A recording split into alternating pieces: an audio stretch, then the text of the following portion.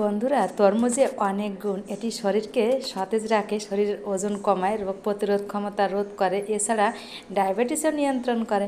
দুপুরে খাবার খাওয়ার পর যদি তরমুজ খাওয়া যায় তাহলে খাবার তাড়াতাড়ি হজম হয় এবং দাঁতও পরিষ্কার রাখে এবং মন শান্ত হয়।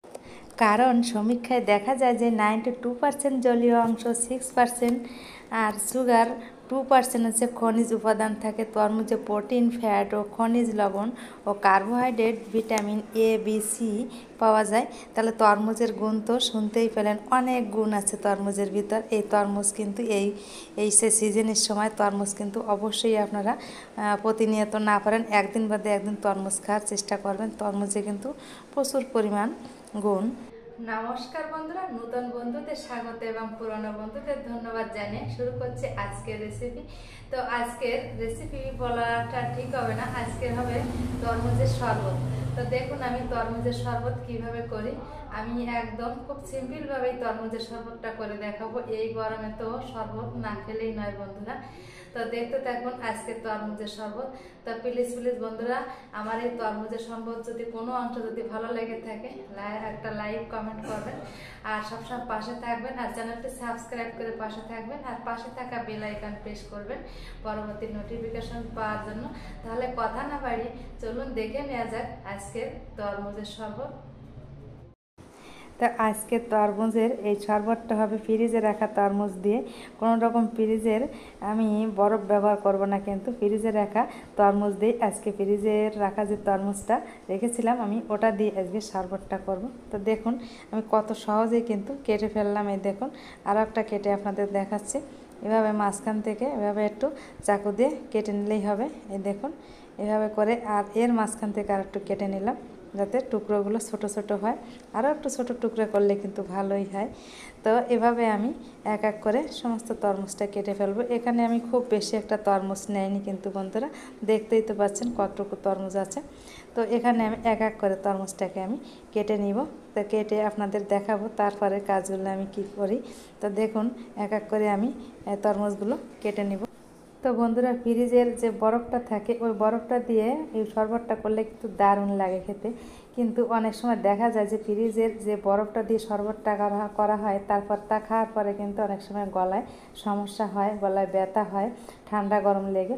তো এই কারণে আমি আজকে ফ্রিজের কোনো বরফ ব্যবহার করব না, শুধু ফ্রিজের এই তরমুজটা ছিল, এই ফ্রিজে রাখা তরমুজ দিয়ে আজকে শরবতটা হবে। তো দেখতে থাকুন বন্ধুরা। তরমুজের দানাগুলো কিন্তু এক এক করে আমি বেছে নিয়েছি যতটা পেরেছি, তারপরেও দুই একটা থেকে যায়, সব কি আর বাছা হয়।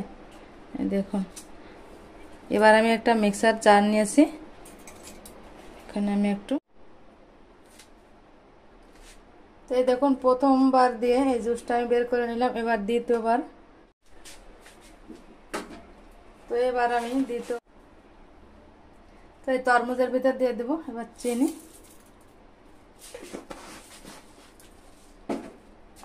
দিয়ে দেব সামান্য বিট লবণ। তো আমার হাতের কাছে বিট লবণটা আছে তাই দিলাম, আপনাদের কাছে না থাকলে সাদা লবণ দিলেও হবে। এবার আমি এটাকে জুস করে নেব। তো তরমুজের জুসটাকে আমার করে নেওয়া হয়েছে। এই দেখুন, তো আমি একটু সেঁকে নেব, সেঁকে নিলে ভালো হয়। ভিতরে যে কোনো কিছু থাকে ওটা ছাকার সঙ্গে সঙ্গে ওটা পড়ে যায়। আমি একটা নেট নিয়েছি, দেখুন নেটের মাধ্যমে তরমুজের জুসটাকে আমি একটু সেঁকে নেব। না সেঁকেও খাওয়া যায়, কিন্তু সেঁকে নিলে ভালো হয়, অনেকটা চলে আসে। দেখুন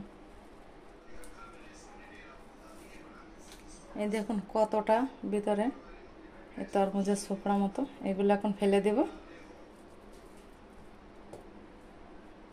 আরও একটু আছে, ওটাকে একটু সেঁকে নিতে হবে। আমি সবটুক একসঙ্গে দিইনি। তো এবার জুসটাকে এভাবে একটু,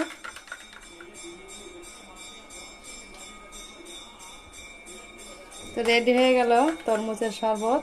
দেখুন এবার আমি দুটো কাপে পরিবেশন করব। আমি গ্লাস নেব না, দুটো কাপে শরবতটা পরিবেশন করব।